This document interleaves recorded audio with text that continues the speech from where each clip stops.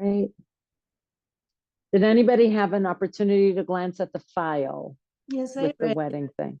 Do you want to open the file on your own, or you want me to open it on the computer for you to see what works better for people? I have print. You have a print. What about you? What's good for you, Chelsea? Oh, I have it open on my computer, so I'm fine with this. Great.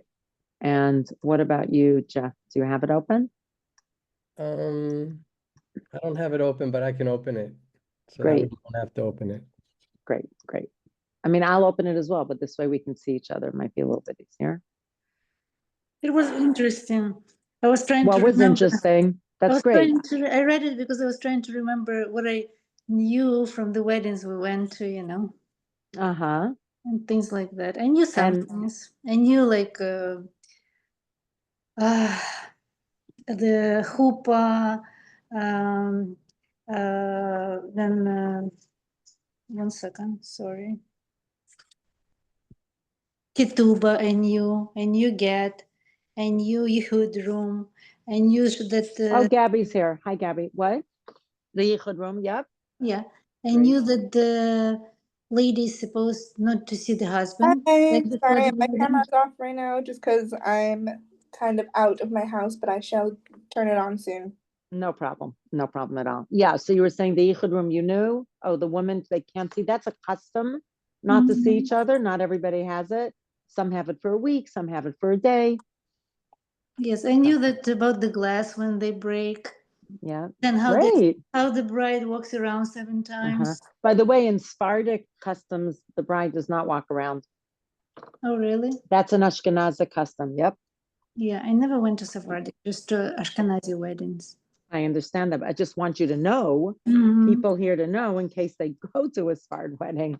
So they'll be like, why isn't she walking around? That's just not part of their culture and their custom. I mean, Jewish weddings are beautiful. Yes, Jewish weddings are beautiful and meaningful. So we're going to go through the different customs. I'm going to talk to you about what a wedding is like. Some of you may have already been on when I did what, I don't know if anybody here has already been when I did the wedding life cycle. I'm not sure, but maybe Jamie was for one. But we're going to talk about it. Now, part of what I'm going to tell you is, hi, Gabby, is different customs and what it's called in different Orthodox communities. That's part of the reason that I read it. So for example, the first one, which is vort.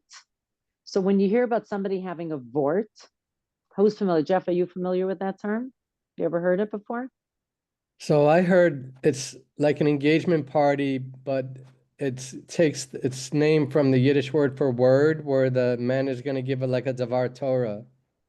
Oh, that's interesting. I didn't realize it's about him giving a Dvar Torah. I thought it was about them giving their word to each other that they're committed. I thought like that was the better. vort that it's about. There's always a Dvar Torah with these Orthodox ones. Maybe So so. that's, yeah. So that's something. Now, it used to be, okay, let's roll it back hundreds of years, that often brides and grooms were not from the same city, which that's true as well today, obviously. But then the journey was more hazardous and more difficult. Often a bride was promised to a groom and opposite, vice versa. And they got engaged about a year before the marriage, which seems really, I'm not sure why they did it that way. And the worst part of it is that it's considered like they're married in the sense that if something happened, they'd need a divorce, a get, in order to get divorced, which we did away with that. We don't do the official kind of engagement. And the only time we might do it is at the wedding itself, in which case it's adjacent to the official wedding ceremony. So you don't have time for anything to happen in between. So it's not the same issue, because like I think that like if the husband died, then the wife would be a widow or something. Like it was really odd. I'm not sure about all the laws, but we changed the way it's done. I'm not sure why it was done that way, but it doesn't matter today because we don't do it that way. But there is in more Orthodox, more right-wing, I would say, communities, something called the vort or l'chaim. A l'chaim means a toast. Like l'chaim, people heard that? Yes. L'chaim, to life, like the song from Fiddler on the Roof, to life, l'chaim. So that's the kind of official toast that Jews often make. L'chaim, let's have a l'chaim usually means that you would have strong drink with alcohol, but it's generally in order to raise a toast for something happy. That's what it is usually. And the l'chaim is another name that's used when you get invited to somebody's house when the couple gets engaged. So it might be that they say you're invited to the vort, and it might be that they're invited to a l'chaim, and it might be that they're invited to an engagement party, right? All of those work. Like with Chelsea and Alon, there was an engagement, right? That's what you called it, an engagement party? Yeah. So they're all fine, but that's not what I mean by fine. They're all equivalent in many ways. I would say l'chaim was usually more relaxed, more informal. Wouldn't be as formal. Might be on Shabbat, like a kiddush or something like that in somebody's house where they do it, or the family gets together in someone's home and they have a l'chaim, something like that. None of this has to be. It can just be privately that you get engaged to each other. But it often is done in a more public manner, which just gives an opportunity for people to gather and be joyous and say mazal tov. For my husband and me, for example, it was private, but then when we were in Cleveland, when I was there visiting him once, mutual friends made us an engagement party, which was very sweet. So nothing happened from the point of view of religiously, although at least I gave a Dvar Torah, I'm sure. I don't remember if my husband did. At the time, he was my fiance, but I'm sure I gave a Dvar Torah, and it was an engagement party. So, is that clear? I just wanted you to be familiar with the different names that are given things. So if you hear somebody inviting you to something, you'll understand that they basically mean the same thing, except that they're in different communities. They're called slightly different things. Everybody with me on that? Yes. And even though it's vort, which means word, that I don't think they do anything. Although sometimes I did this for my daughter. The idea of breaking the plate at the wedding, which you may know about, the mothers do. So I did that with my son-in-law's mother. I think we did it with a plate at the engagement party. I don't think it meant anything. It's just an opportunity. I mean, that's not exactly true. Often something is broken, is similar to breaking the glass, but it's also a way, it has some meaning, which I'm trying to remember what it was, breaking the plate.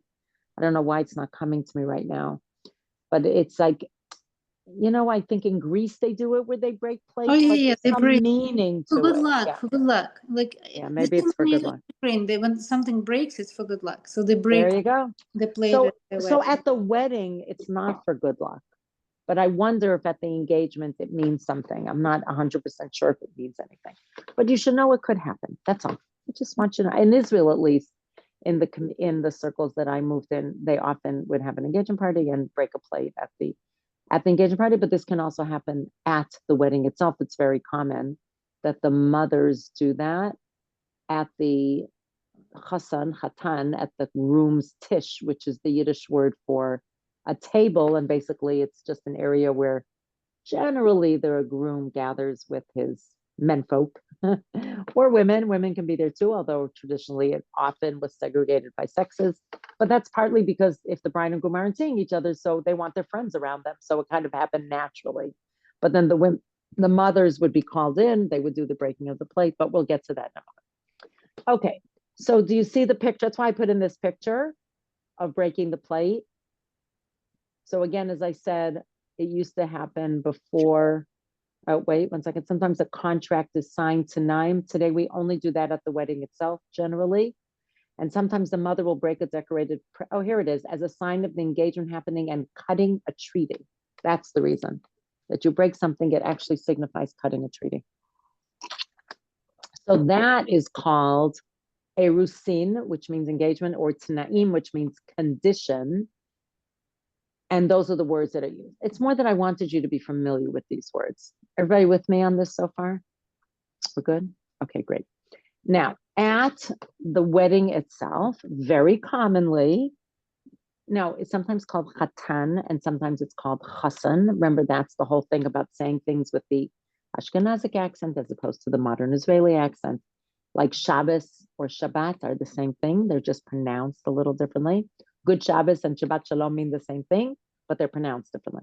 So chasan's tish or chatan's tish mean the same thing. And it's, here we go. Traditionally, the men gather around the groom before the ceremony, raising toasts, giving blessings, and signing the ketubah, which we'll talk about in a moment. Where's the ketubah? Not here. Ketubah is next page, okay. Oh, that's another chuppah, got it. Ketubah. Okay, we'll get to that.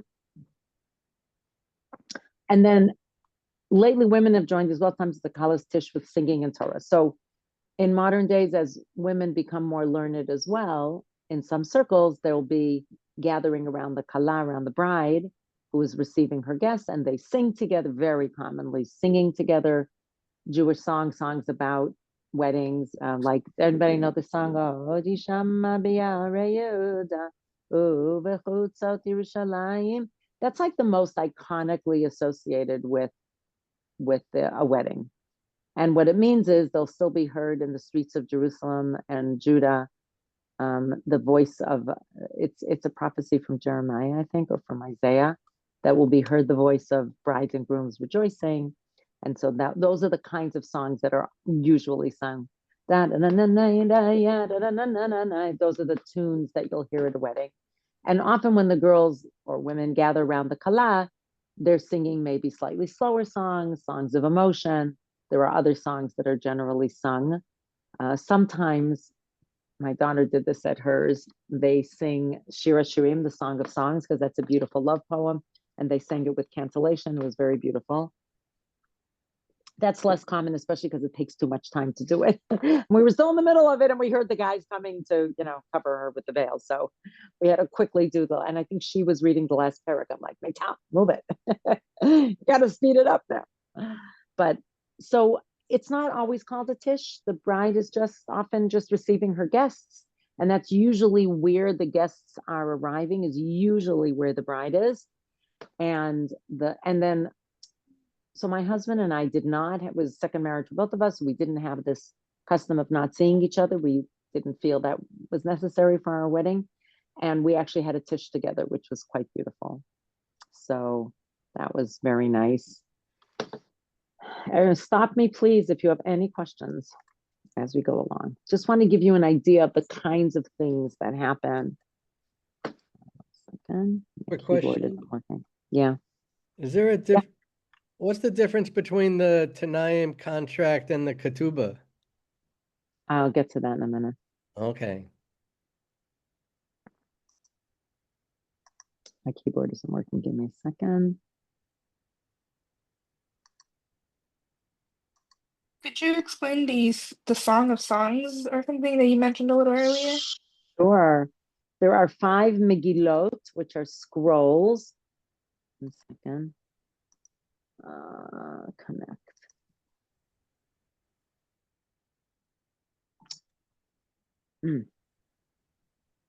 Come on, wake up. 719466. Okay. Now my keyboard will work. Okay. You asked, wait, there were 2 questions here. So one of them was about the Tanaim, the Ketubah, and the other one is about, so first of all, the Tanaim means the conditions of engagement, and the Ketubah is the marriage contract, Jeff. Is that clear? Yes. I just want to make sure if Jeff asked the question. Jeff, are you with us still? Yes, I am. I hear you. Thank you. So not everybody writes Tanaim anymore. It's not necessary, but sometimes people have that custom. It's not necessary. A ketubah is generally considered necessary to have an Orthodox wedding. Okay, that's a big difference between a ketubah and the Tanaim. You don't need the Tanaim. A lot of people skip it, but the ketubah you need. And it has to be written a very specific way with very specific wording inside, as Chelsea has learned. But we finished. We got the green light on that. Okay, so you asked, Gabby. So there are 5 Megillot. A Megillah actually comes from the word something rolled up, a scroll, because the scrolls, it's not like the Sefer Torah, which is held with 2 handles and scroll. It's just one parchment. Have you ever seen on Purim where they read it, Gabby? That's one of the Megillot. It's Megillat Esther. And that's a Megillat Esther, which tells the story of Purim. There's Megillat Echa, which is a very sad one, and that's the story of Tisha B'Av, of when the the temples were destroyed. That's a sad one. And then there's 3 more that are read on the 3 biblical holidays: Pesach, Shavuot, and Sukkot. Each one is a different one. So if you look in your Tanakh, do you have a Tanakh? That's everything from the beginning of Bereshit, from the 5 books all the way through the prophets, etc. Yeah, not on me right now, but yes, we have. No, not on you, but in general, look it up. You'll see there are 5 scrolls. So we read on Shavuot the book of Ruth. The book of Ruth, people familiar with that story? Everybody heard of it? Yes, Ruth and Naomi, right? she was on so- journey to conversion. Correct. She was our first official convert. And it's a beautiful story about how she and her mother-in-law, after her husband died, they remained very, very close. She accompanied her back to Bethlehem, actually, Bethlehem. And so that's the story of Ruth. On Sukkot, we read something called Kohelet, which in English is called Ecclesiastes. And that is 12 chapters. It's something for you to read. And I gave a whole course on that for a whole year. So it's not something you can say quickly, but it's more about how to live a simple life and wisdom that we're not sure if it was King Solomon or somebody else who wrote it, but it's wisdom about how to live a life of belief in God and simplicity. And Shira Shirim is the Song of Songs, and it's a love poem, which is traditionally understood as a love poem between God and the Jewish people. But it is really a love poem. That is what it is. It has 8 chapters, and we read it on Pesach. Okay? All right, great. Good, move on. Okay. The Badekin, which is like to bedeck. Of course, bedeck in English means like bedecked with jewels, but the covering of the bride's face with the veil is the Badekin, and you can see the pictures that I put in. You have it on, oh no, you don't see it on my screen, but you have it on your own. Are you looking at it, Gabby? Do you have it? The file that I sent? No, I don't have it right now because I'm on my phone, but Okay, do you want, so yeah. then I'll share the screen in that case. Because everybody else had it open, so I wasn't sharing the screen. No problem. I remember that too now. Da, da, da, da, They da, put da, the that veil one? on the, Right. Okay, everybody see it? We're good? yes. Okay, so these were the pictures that I had before. This is the breaking of the plate. This is the covering, the bedekin that's up to. So the idea being that the groom is choosing this woman to be his wife, and to the exclusion of everybody else. It's kind of a private, sweet moment, even though everybody sees it. But it's him choosing her and saying, this person who I covered, that's the one that I want to walk with me, to the exclusion of all other women. And often it is the first time they've either seen each other all day or for a week, and it can be very moving and emotional for them to see each other beautiful, ready in their wedding finery and looking amazing. And it's often an emotional moment, and often, usually it is done here when she's sitting with the women, and the men come, they dance the groom to her to do this bedekin. It's before the chuppah, before the ceremony. And generally the parents and grandparents have an opportunity to give a blessing to the bride and the groom, which is also very sweet and lovely. And then generally everybody goes in to wait for the chuppah. The chuppah is the canopy that the traditionally Jewish weddings are done under a canopy, which I'll talk about in a moment. And that's the word chuppah, but chuppah or chuppah also means the ceremony that's done, right? It's used loosely for both of them. Everybody with me? Like for example, learning Torah can mean learning the actual from the 5 books of Torah, and it can mean learning something else, Gemara. Sometimes things are used loosely. A mitzvah can be something God commanded us, or it can be doing something good, because it's used, colloquially a little bit differently. So the chuppah is actually the physical poles and the covering. Here, I brought 2 examples of chuppot, the wedding canopy, but it also, going to the chuppah means going to the ceremony of the chuppah. Okay, bear with me on that. Cool. Okay. So generally that happens after the bedekin. At my wedding, we did it a little bit differently. And I'm trying to remember. Oh no, maybe he did cover me with the veil before I came in for the chuppah. Do you remember mine? I didn't know. I did it. Oh, when I walked down towards the chuppah, he met me halfway and he covered my face with the veil, and then I did walking around him right there. So there is some leeway in how you want to do it, but the order of things seems that should happen before the actual marriage happens, right? That's it's not so meaningful afterwards. Everybody good so far? The chuppah symbolizes the new home that the couple is building together. And it's open to all sides, similar to Abraham and Sarah's tent, meaning it's welcome to everybody. And the bride or the groom, it depends, everybody today do it differently, but the bride, when she, let's say, or traditionally, she walks around 7 times, that symbolizes the walls of the home that she is building. And we have a teaching that Ishto Keveto, his wife is his home, because that's a way of saying, like, this is a home when I'm married.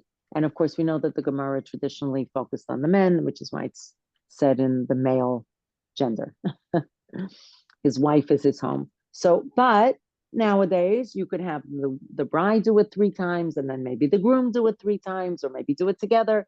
So there are ways of doing it, but in all cases, it symbolizes the walls of the home. It's like, it reminds me of, I'm thinking, I know it's going to sound funny, but I am actually thinking of the fairy godmother when she swirls the magic around Cinderella, and then her dress changes from rags to beautiful dress.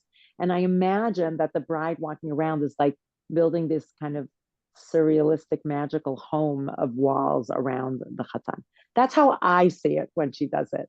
Everybody can see it their own way. I don't think as an MC, I don't think I would say building, magical walls like fairy godmother to Cinderella. But that's just personally how I see this swirling of, creating a wall, virtual walls, which are going to be their home that they're building together. Now, previously, here's the walking around that we spoke about. So traditionally, it was done under the chuppah. Wait, 1 second, let me backtrack. Usually, and this may happen in all weddings, but usually the chatan, the chassan, the groom goes accompanied either by his parents, or there are some places, at least in Israel and in more Orthodox settings, more right-wing settings, where the fathers accompany the groom and the mothers accompany the bride, or any 2 men and women. Sometimes it's not appropriate, or they don't have a mother, or whatever the reason is. So then it could be somebody else. But so the groom first, and then often there's a procession, just like at all weddings, where there might be a flower girl, or there might be the brothers of, or the bridesmaids, or that depends. In Israel, it's much less formal. So generally nobody walks down in between the groom and the bride, but I know in America it's more formal, and there's usually a procession. And sometimes there's even a handout that says who everybody is so that you can recognize them. I was once at a wedding of a cousin who has an identical twin. And when the identical twin walked down before her, because she was her maid of honor, everybody laughed because they look so exactly alike. It's amazing. She was already married, the identical, but it was just so phenomenal to see, as if you were watching the bride walk down. That is how much they look like each other. It was really just an amazing. And then everybody, but laughed in a good way, right? Not making fun, just in a very sweet way. Okay. And then at the end, and this is something that, and I don't know if this is done in non-Jewish weddings, so I'm not usually at non-Jewish weddings, but it's traditional that when the bride, who comes last, and again, joined either by her parents or the 2 mothers, everybody rises to greet her, because she is the most honored. I don't know how else to say it. Today, often people rise for the groom as well, which is also beautiful. I don't know why the bride should be honored more than the groom. It's just something that happens over time. But okay, so that's the walking down. The walking around usually happens under the chuppah with the 2 mothers holding the train of the bride.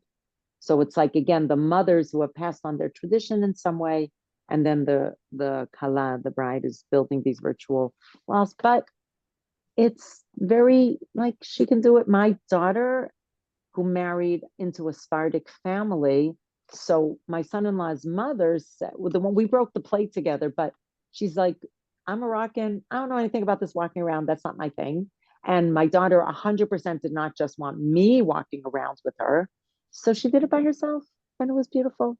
And it's not going to change anything. It's not like the marriage isn't kosher because of that. Kosher meaning legit. But you'll see in most weddings that it's the bride with the two moms. Okay. I just want you to know that. And there's always, special circumstances. It could be a sister, it could be somebody else. I'm just giving you the traditional. And I also walked around. I mean, my mother was in Israel. She wasn't at the wedding, and I was, 60. So I wasn't going to have anybody walk me around. But you could imagine that a younger woman and who wants to do it traditionally might be with the mothers walking behind her, but it doesn't have to be.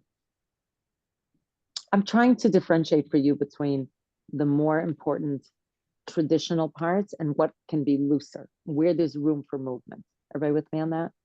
That's what I'm trying to give you, like different variations of things. Okay. Now, even though I put the ketubah here, which I kept on debating where should the ketubah be. So, okay. So 1 second. The kala has finished walking around. She's bedecked, right? She had the veil is covering her. They're at this point they're under the chuppah, and the rabbi or whoever is marrying them, I would say usually a rabbi. Certainly in America, it's very in Orthodox weddings usually, because it's not because the rabbi really has a halachic component. The rabbi, unless they're saying one of the blessings, the marriage happens when the groom puts the ring on the bride's finger and when they sign the ketubah. Those are the items that you really need to have a kosher wedding. But the rabbi notes to check that the witnesses are correct and that everything is done in the right order and done the right number of times. And, like the circling was done correctly, and that it just knows how to do it in the right way. And hopefully also adds a level of sanctity. Maybe explains things, maybe says something personal to the couple because the rabbi has met with them and becomes the officiant. So I would say in Orthodox weddings, it's wonderful to have a rabbi. It's certainly helpful. And if you don't have one, then you have to make sure that the person doing it has the level of knowledge of a rabbi, so that that's why you don't need a rabbi. A person doesn't have to get smicha and be called rabbi in order to be that officiant. But because rabbis are well versed in law and in Jewish law, it's become a very common thing for rabbis. Does that make sense to people? So Yes. therefore, the rabbi is it's called in Hebrew Mesader Kiddushin or Mesader Kiddushin, which I didn't actually put here. I could put it in there. It's a good idea. Is the one who Mesader means organizes, and Kiddushin is sanctification. You'll hear the word Kiddush, right? You know the word Kiddush already. That means when you make Kiddush, it's sanctification of Shabbat. Kiddusha is holiness. We've spoken about that a number of times. I think that you might hear the familiar. So Kiddushin is the act of sanctifying the bride to be the wife of the husband. I don't want to talk about gay couples because same sex, that's a whole different ballgame, and this is not a judgment or anything, but in Jewish law, the only codification that there is of marriage is between a man and a woman, and that's a Jewish man and a Jewish woman. If a non-Jewish person marries a Jewish person and they decide to have, a pseudo ceremony or what would I call it? A brit nisuin, which is like wedding vows that they wrote or they did. Like that's a whole separate story. I'm just telling you, I'm not judging anything. I'm just telling you that according to Jewish law, the only marriage that means anything in Jewish law is of a man and a woman, and they're both Jewish. And that has nothing to do with what I think about people from the same sex getting married. I think that they should. I think that they should love each other. I hope that they do it with two Jewish people. And everybody deserves to have love in their lives, whoever they choose, in any case. And then if those people want to get married, I think in Orthodoxy, you need to craft a different ceremony. That's just like 2 minutes on same sex. It's a whole different ballgame. Everybody with me? If you want to, you can ask a question. I'm happy to answer questions if somebody has to, but I just want you to know that what lies within halacha and what lies outside of halacha. That's what was more important to me. You look perplexed, Chelsea. I just want to make sure everything is cool. You got it? Okay, great. Okay, so what did I say? I said that the important parts are placing the ring on the finger, which is the sanctification, and signing the ketubah. So this marriage contract, that really is what it is, a ketubah or a ksuba. Often people make it beautiful, paper cut, or I mean, I just took an example of something beautiful that I found on the internet, or somebody who has beautiful calligraphy or knows how to decorate might make a ketubah because you're happy and delighted that you got married and you want it to be beautiful. The content of the ketubah is really what the groom promises his bride, that he will take care of her. And it's written in Aramaic, which is a little hard to understand. In Israel, they sometimes write it in Hebrew, or they read, and I'll talk about reading it, but that's separate. But so Aramaic or Hebrew, it's generally not written in English. I mean, there could be a similar one written in addition, but we, in Orthodoxy at least, we write it in Hebrew. And it is signed at the chassan's tish, at the chatan's tish. That's when it gets signed. And there must be two witnesses. Now, the adim, the witnesses, did I write witnesses in here? No. Oh, I did. Yay. Go me. Adim, witnesses, must be two Orthodox men aged 13 or above. Usually we don't take people aged 13, but you could in a pinch. Not related to each other. They must be Shomer Shabbat. They must be Shabbat observant. They must be kosher observant. They must be truly Orthodox men, not related to each other, and not related to the bride or groom. Okay, that's very important. This is how people find ways to invalidate a marriage if, the adim, the witnesses, were not kosher witnesses. So women cannot be witnesses in Orthodoxy because there are certain, women can do a lot of things that, same as men, whether it's done or not is tradition. But halachically, please stop me if I say a word you don't know, but halachically, the women cannot be the adim. They cannot be the witnesses. This is very important. All right. So anybody here getting married, then you would have to have at least two men who are Shomer Shabbat.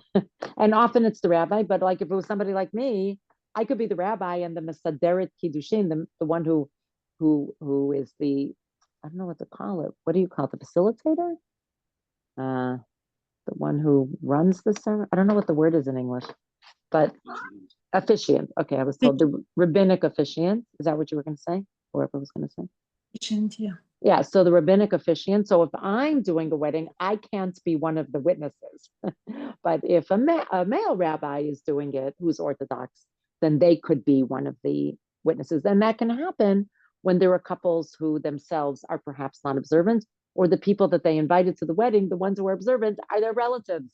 And then they can't use them as agents. So they may have, 50 people there, or 40 or 20 men, let's say, who are part of the family, but they can't actually be witnesses. So you have to make sure that you have two men, again, not related to each other, not related to the bride and groom. They can be the adim, and you need them 3 different times. You need them for signing the ketubah. Remember, that happens by the chatan, by the tish, by that part, the giving of the ring, and the going into the chadichud, which we haven't discussed yet. Chelsea, is this all like making sense to you given what we've gone through? Great. That's important. I was hoping Latoya would be here, but she'll watch the recording. It's okay. I am still recording, right? Why doesn't it tell me if I'm recording? I think it will tell you when it stops, because usually at some point it stops and it gives a notification. It says it's been recorded. It says by you. I don't see it. That's from. Okay, good. If it says by you, that's great. Okay. All right. So it was signed already, but we bring it with us to the chuppah because the man not only gives a ring to the woman and sanctifies her in marriage, he also gives her the ketubah. So it was signed, it's already, but he hands it to her. And there's wine. There's always wine because at Jewish ceremonies, it could be grape juice, doesn't have to be alcohol, but it's sanctified with wine. And this is just a pro tip, which when I got married the first time, nobody did as a rule. I asked for white wine in case something would spill. I'm like, I'm such a klutz. I don't want to drink a little bit of the wine. It'll spill on my dress. So white wine doesn't show if it spills. That's just a little something. So you're going to say there's going to be a Borei Pri Hagafen, making the blessing on the wine. That's going to happen. Okay. So when you start, the first step, well, that's not true. Sometimes it's T'naim first, that engagement. Sometimes that happens. But in any case, there are two blessings that are done at the beginning. I didn't say what they are here because it just happens under the chuppah, the rabbi or somebody else. Probably a person who's Shomer Shabbat usually. I'm not sure if that's necessary, but I think that usually happens, or the rabbi himself will do it or herself. That's a little more modern for the women to do it. Rabbi Linzer has the head of the YCT Yeshiva. He has a whole response on that, on what women can do. But let's talk traditionally that the women didn't make the brachot. So that would depend on the bride and groom if they're comfortable with, let's say, a woman doing it, and if they're not, then it should be a man. And there are two blessings said. Then the rabbi calls the chatan and kala are standing right there, often with their parents, but doesn't have to be. And he has a ring. The ring has to be a band, meaning it can't have jewels on it, interestingly. So if you ordered a wedding band with jewels, then you have to use somebody else's wedding band just for the sanctification ceremony. You buy it from them. Well, the chatan has to buy it. And then he says the famous words, you are sanctified to me with this ring according to the religion of Moshe and Israel. And it's just, that's the first step in him actually marrying and them marrying each other. And nowadays, where women like to give a ring to the man, so some people make a bigger break. You just have to make sure, again, in Orthodoxy, that she doesn't use the same language, because then it would look like there's, unfortunately, men and women, it's still not 100% equivalent in the way it's done. But often you pick a meaningful pasuk, like I am to my beloved as my beloved is to me, or some other beautiful pasuk, and then she can give him a ring. And that's more modern that's done, but there's nothing wrong with it. You just have to make sure that it's done in a way that doesn't seem like it's a mirror image of the man giving to the woman. Now, the second part, there's kiddushin, which is sanctification, and then see down here it says nisuin, marriage. So it's important to make a little bit of a break between these two, and the way we do it is we read the marriage contract aloud. Okay, that's generally what we do in order to show that there's two different parts. So somebody, you honor someone with reading it. There's zero halachic significance in reading it out loud. Even if you never read it out loud, it's signed. That's the important part. But it's generally traditionally done, which is why that's an easy place for a woman to step in, because there's nothing halachic about it. It's just a way of reading it out loud. So there's no, there's nothing, there's no mitzvah involved in it. There's no God's name involved in it. There's nothing that, except that people aren't used to hearing women speak. But if you wanted to honor a woman, that's an easy place to put it in if she can speak Aramaic, because the words are a little bit hard. And then, but that's a nice way to incorporate women, because in a lot of the halachic parts, they can't be witnesses, et cetera, et cetera. Everybody with me on that? And of course, you can read what's in the file. The next step is nisuin. So nisuin is marriage. That's what it means. And that's when the sheva brachot, the 7 blessings are recited. Are people familiar with that? So there's the first one is Borei Pri Hagafen, making a blessing. Oh, I forgot to say that after the first Borei Pri Hagafen with the wine, the groom drinks a little bit and then usually gives it to the bride's mother, who gives it to the bride to drink. Then he marries her by putting the ring on the finger. But the second time, usually the groom gives the bride to drink directly, or she takes it herself. It's just a way of kind of differentiating between pre-wedding and post-wedding. But there were 7 blessings. This is a way to honor people from the family or people who you're close with. It doesn't have to be somebody who is Shabbat observant. It doesn't have to be. And again, today, there are definitely those who say that women can recite the blessings, but if not, then men will recite them. And sometimes what people do is that men will recite them, and then their partner or a woman will come and say something in English. so that, it's an opportunity to honor more people. It just takes a little longer. So you have to be prepared for that. At any point in time, the rabbi might take the opportunity to speak to the couple and say words that are meaningful about them, about their relationship, and about the home that they're building together. And here I said about Eidim, we spoke about that. And the Sheva Brachot. So these are the Sheva Brachot, not just under the chuppah, but usually always at the wedding itself. There's Sheva Brachot again at the very end of the wedding. So, and especially for people not with a second marriage, they often have up to 6 or 7 during the week, which can be exhausting. One of my daughters like, Ima, we're not having any the next day. We'll have 2, and then on Shabbat, and we're done. But in more right wing, every day you're going to have Sheva Brachot, which is beautiful and great, and also can be exhausting. But if you say, I'm invited to a Sheva Brachot, or Sheva Brachot, or Sheva Brachas, which is the American way of saying it, that means that you're invited to a party being made for the couple. And that can be pizza. Usually it's nicer, but it can be anything. It can be a barbecue. It can be just getting together and there's some theme, maybe words of Torah shared. And it's a way to have, after the wedding, there can be a little bit of a letdown because you prepared for months and months for this wedding. It's amazing. And then it's over. So it's a nice way to still get together with family during the week. And Shabbat is often the Shabbat after. In Sephardic communities, it's the Shabbat before, but then the Chatan and Kala are usually not together. So it's nice the Shabbat after to have Sheva Brachot, to be together with family, let's say, and to have special meals where people gather, family and friends. How is that going so far? People following that? Oh, sorry, I forgot about the breaking of the glass. That's really the last thing under the chuppah. So you can do it together. Usually, traditionally, the Chatan did it. No reason why he has to do it. But it's remembering the brokenness in the world, and it's an opportunity to offer blessings. It could be people from the family who have passed away, or it could be about anything else happening in the world, or that's meaningful to the Chatan and Kala to speak about in that moment. That's a moment to think about those who are less fortunate.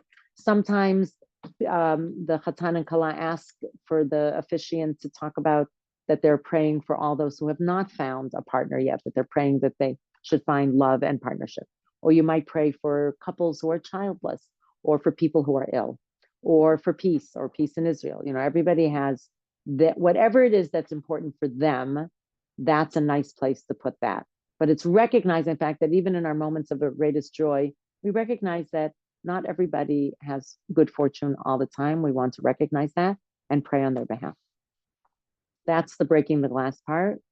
The yichud room, so it symbolizes the first time a couple is alone in a room after the marriage. It's 8 to 10 minutes.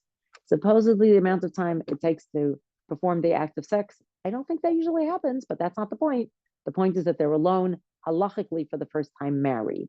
And therefore you put 2 witnesses outside to, 1 second, again, male witnesses, not related to each other, not related to the Chatan and Kala.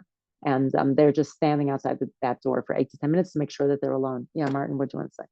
I would advise sex as the AD will knock on the door and come in after 8 or 9 minutes. They don't come in, they knock on the door. Okay. Okay, what is Panim Chadashot?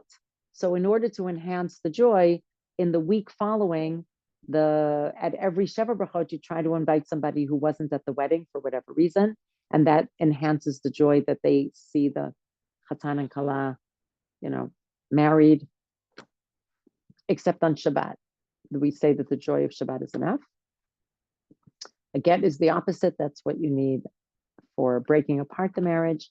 And just as the man put the ring on the woman's finger, so the man has to hand the get to the woman. And aguna, sorry to bring in something sad, but that's a chained woman. A woman who wants to receive a get is not receiving one from her husband, either by choice. I can't say by choice, or because he is either by the man's choice. I would say it that way. Or because he's incapable of giving it. So that can happen. Somebody falls into a coma or becomes mentally ill. That's really, really sad. Or you don't know where that person is. So there's, there are many women, unfortunately, hundreds of probably thousands all over the world, I'm sure, who are kept chained to a loveless marriage because the husband is forcing control, and he wants power over the woman, which he has because he doesn't give her the get. And the International Beit Din, IBD, was formed and is slowly gaining recognition in the world, as was only formed for one purpose, and that is to help undo these marriages in a halachic way, so the woman would be free to marry someone else. All right. Tell me what's questions, thoughts, reflections. Yes, Martin, he's on the couch. Oh, the prenup. That's a good point. Thank you. Halachic prenup. Mhm. Yeah, thank you. I should have put that in. Okay.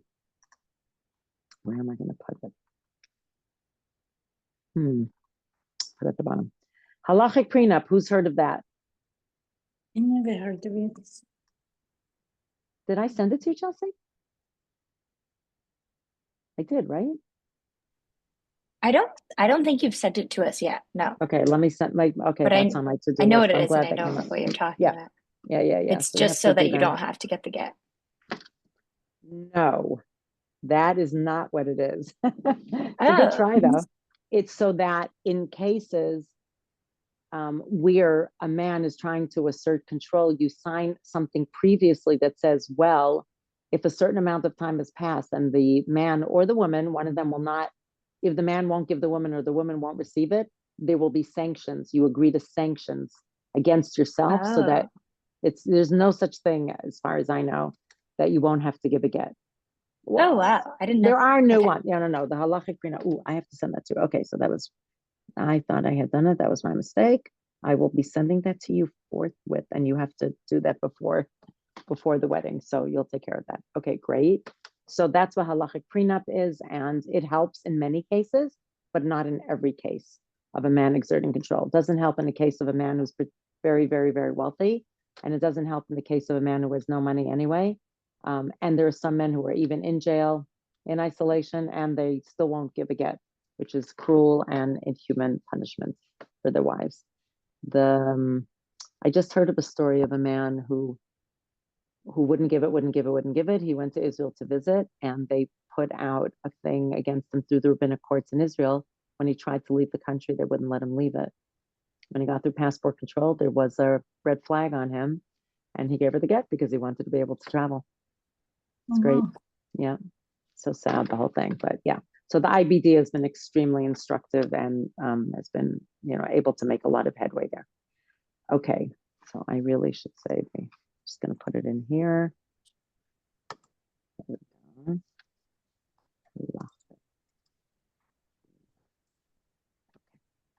We'll explain about it. So everybody got the idea, and yeah. Okay. Often at Orthodox weddings, men and women dance separately. As you become more right wing, men and women don't touch each other. They don't hold each other's hands. They don't touch each other outside of family. And even within family, there's more and more stringent. And then there are weddings where there's even a mechitza in between.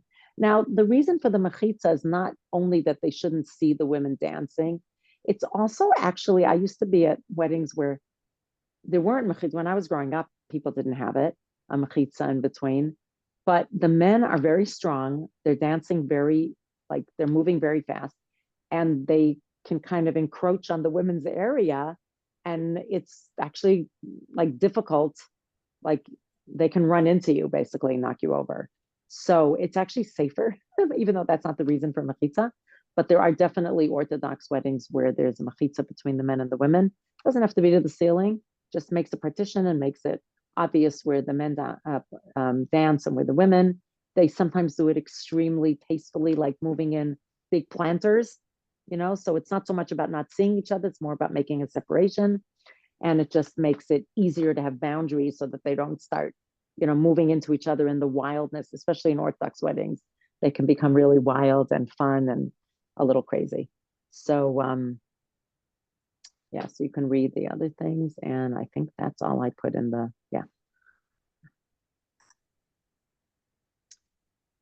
So how are we doing? Good? Hi, Jenny. Yeah, Jeff. I had a friend who told me that it's encouraged while the bride and groom are under the chuppah to give or to encourage the community to say prayers either for the bride and groom or for themselves?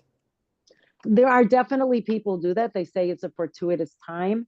And I've been at weddings where they even hand out a prayer to say. Also, something I didn't mention is that it's an auspicious time for the bride to say prayers. And often people give them names of people to pray for.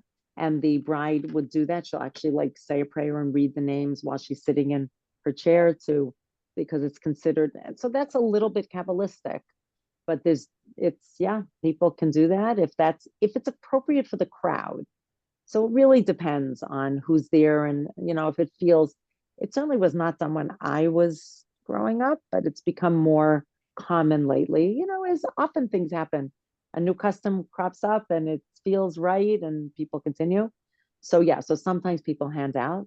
Yep, that is another custom. Again, as you move more to the right, that becomes more of a custom like that. And what else? I don't know, anything else somebody thinking of, questioning, heard about, saw? Are the chuppas different for Sephardics? I think. Well, the girl doesn't walk around. That's different. Mhm. I don't know how different it is. I don't know if it's so different for Sephardic. Like the blessings are the same. The ring and is the same. The ketubah, I think, is the same. So there may be some differences, but I don't think they're acute differences. I don't think it's, the tunes will be different. The way they read we have certain tunes that are used. Baruch atah Hashem Elokeinu melech haolam, na na na na na na na, da na na na na na na, da na na na na na na na na na na, na na na na na na na na na na, da da da da da da. Like that's the chanting that's used. You're not going to hear that in Sephardic. They're not going to use that chanting. I'm sure they have their own chanting. It's actually quite beautiful sometimes when you're at a wedding that's mixed Sephardic and Ashkenazic, and when they call people up to give the blessings, they could do one Ashkenazic, one Sephardic, and then is a real melding of different customs, and they'll do it in their chanting, but it's the same blessings. So it's not so different. Something that I didn't put in, which is Sephardic, is the china, the henna ceremony, which is done in Sephardic communities. So I didn't think of it, but that can be. I don't know if you've ever seen Yemenite ones.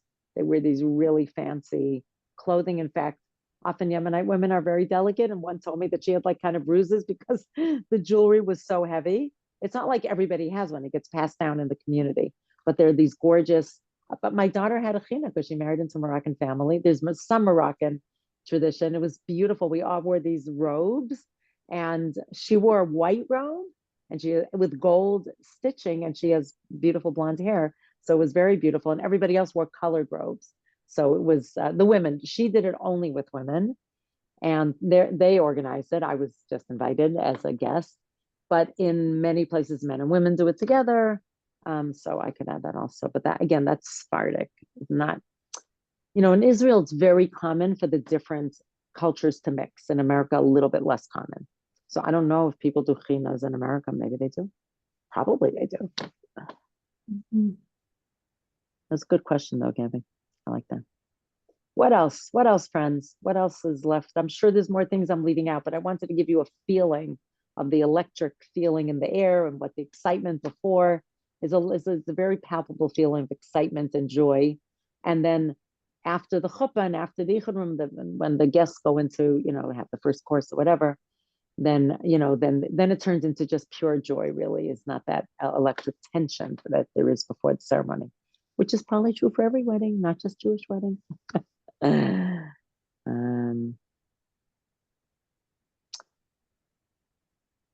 Is that good? We're good? We got, okay, amazing. I'm so glad I got to do this with Chelsea, who's getting married 2 weeks from yesterday. Woo! Amazing, amazing, amazing. That's fantastic. And her conversion will be right before then, and we can wish you mazal tov on that. Yeah. For the rest of the group, okay, I'll stop recording.